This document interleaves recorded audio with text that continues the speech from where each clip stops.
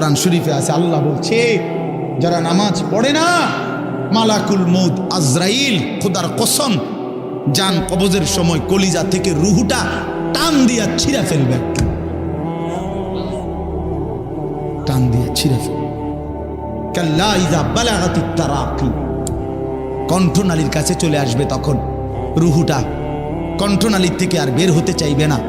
গলায় যেমন আটকাইয়া যায়, আটকাইয়া যাবে রুহু বেঈমানের, নাফরমানের। তো ফেরেশতা আল্লাহর নবী বলেন মালাকুল মউত আজরাইল টাইনা হেসরাইয়া ছিঁড়া ছিন্ন ভিন্ন করে রুহুটা টেনে বের করবে। কেন এমন করলো? এমন নির্মম মৃত্যু হলো কেন? এমন ভয়ানক মর্মান্তিক মৃত্যু কেন হলো?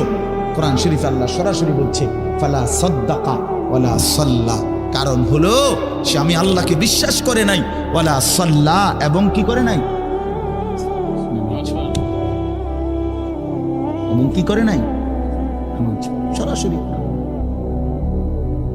আল্লাহ বলছে তোর কলজা ছিড়ালাম একদম।